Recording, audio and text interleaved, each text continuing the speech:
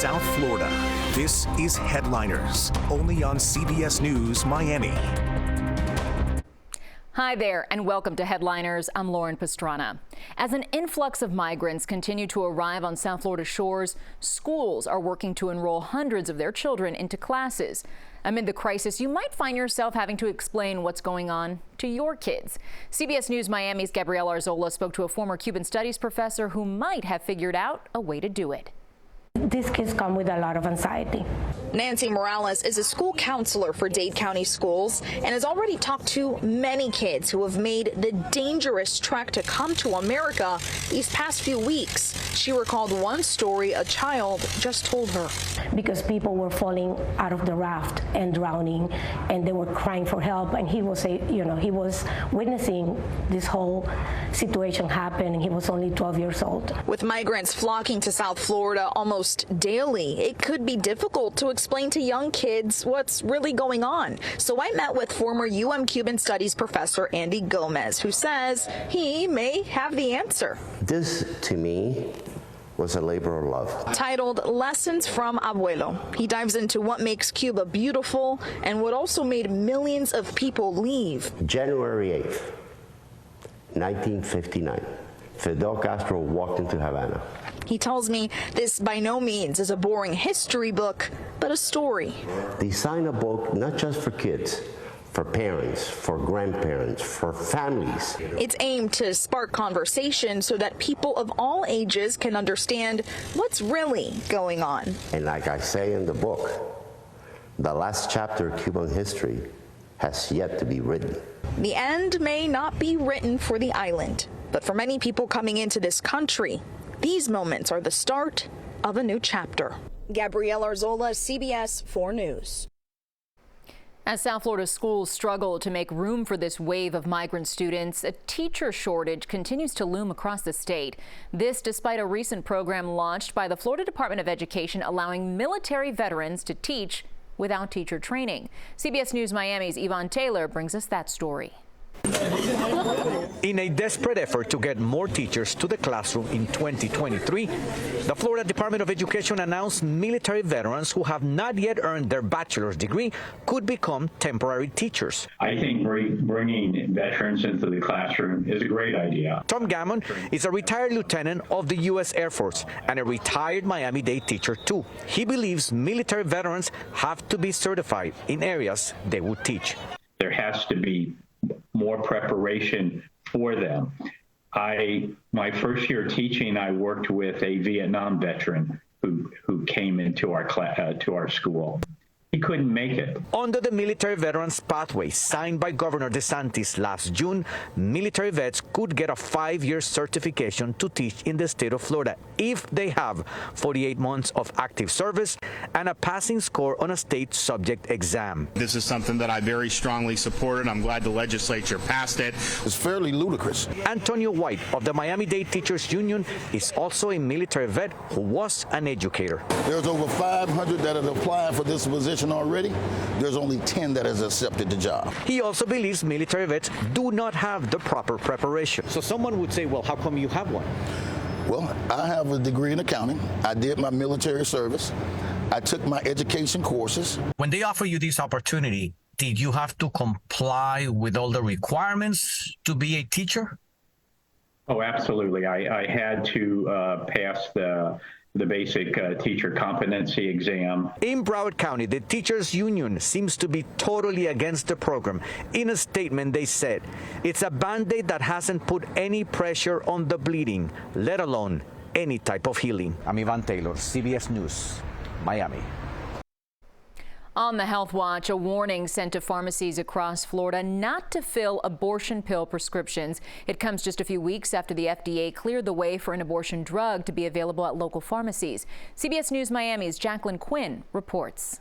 while some states will see their pharmacies stocking up on mifepristone, an abortion drug. Florida is not. In terms of CVS, Walgreens, I don't know about Publix, that they're not going to be offering that in the state of Florida. And so I don't think it's going to be an issue here because, there's a lot of different rules and regulations that go into stuff like that. So that's my understanding, that they were not going to be offering that. In fact, the state's Agency for Healthcare Administration sent out a letter Thursday. This one we obtained from CBS affiliate WJXT in Jacksonville.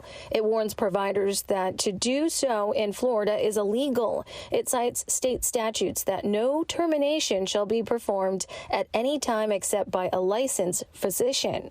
In addition to getting the abortion pill or a procedure done by a doctor, a patient in Florida has to wait 24 hours after counseling. So it's another layer that if you're in a state where you're pregnant and you don't want to be and you're already struggling with that, now you have to then figure out where you can even go to get it. Dr. Jennifer Lincoln is an OBGYN in Oregon and runs Mayday Health, a website that educates users on what they need to know about getting an abortion in each state. Mifepristone is a medication that's used in medication abortions, and what it does is it is a progesterone blocker. So it will block the hormone progesterone from attaching, and thus that means that an ongoing pregnancy cannot continue. So it's the first medication that's taken in a two-step process. And that's why she tells us some may look to telehealth, particularly from providers out of state or internationally, for a prescription, then getting medication mailed to them. But she warns there are potential legal risks depending on the state. So they still need to be prescribed. And unfortunately, it doesn't help those who are the most marginalized. The abortion pill can only be used within the first 10 weeks of pregnancy. Surgical abortions can be done up to 15 weeks of pregnancy in Florida. In Miami, Jacqueline Quinn, CBS 4 News. When Headliners returns, we'll introduce you to a father and son doctor duo with a very special mission. From South Florida, this is Headliners, only on CBS News Miami. Welcome back. I'm Lauren Pastrana. I hope you're hungry for our latest taste of the town. And pizza lovers, this one's for you. Frank Pepe Pizza Napolitano originated in New Haven, Connecticut way back in 1925. And it's still an institution there today, where regulars call it simply Pepe's Pizza. The family-owned restaurant recently opened in Plantation, and CBS News Miami's Lisa Petrillo just could not resist.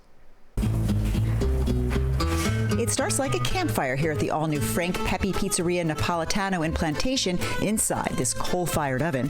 On the walls, a family tree of pizza makers that go back 98 years to Frank himself, who started it all in New Haven, Connecticut. This newest location is the 15th restaurant for this family-owned spot that has a cult-like following. He passed that down to his grandchildren, who currently control the company today. And the most important part of their legacy is the pizza. The pizza is what's made us who we are today. For decades, the original Frank Pepe's Pizzeria has been called the #1 pizza destination in the country, and that's something they never take for granted. We appreciate everybody's accolades and stuff like that, but we are only as good as our last pizza. The secret, he says, starts with the water for the dough. It's been altered here to be exactly like the original New Haven restaurant. We took a test of the New Haven water, and we tested it to the Florida water, where we changed the pH balance of the water.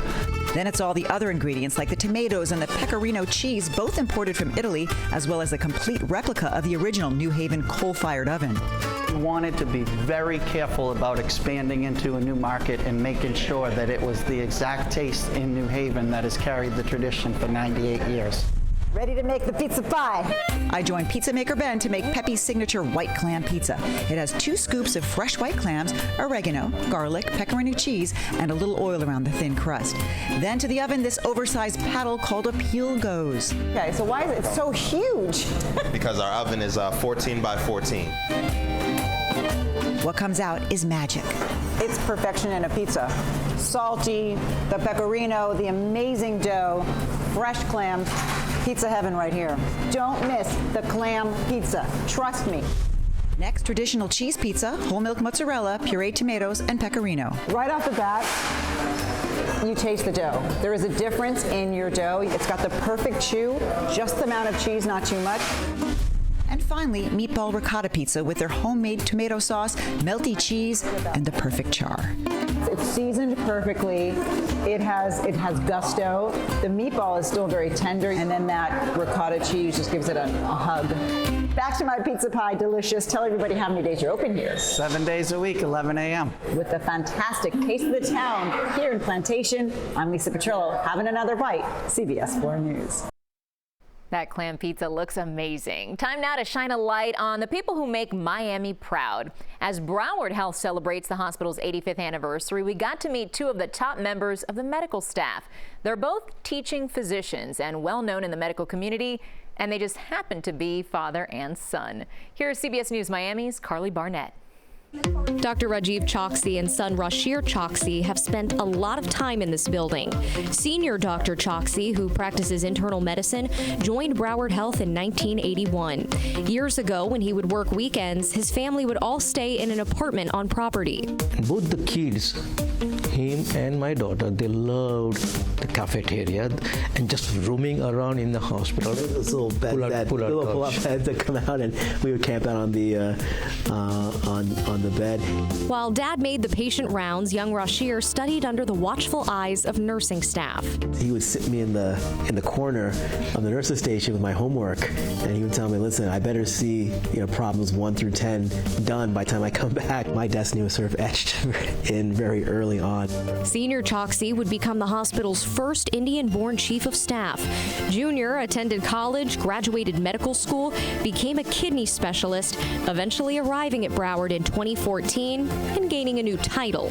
I'm Baby Choksi. Well, he hates to be called Baby Choksi.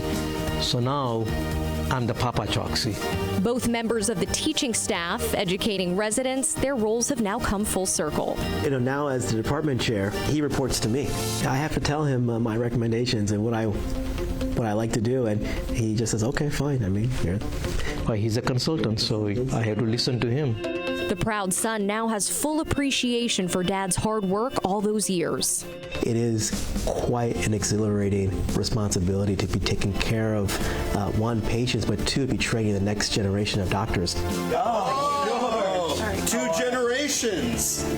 So many proud moments for Papa Choksi, mostly in comments from patients he hasn't even seen. She literally stopped me and says, "I just want you to know that your son is my doctor, and I'm so happy and so lucky to have him." Carly Barnett, CBS 4 News. What a special bond they must share. When Headliners returns, we take you to a Fort Lauderdale dive center that's making waves across the country. From South Florida, this is Headliners, only on CBS News Miami. Welcome back. I'm Lauren Pastrana. Edwin Lopez is looking back on his time with Miami-Dade Public Schools as he embarks on his new role as Doral's police chief. Chief Lopez spoke exclusively to CBS News Miami's Nicole Lauren about his goals for his new position and department.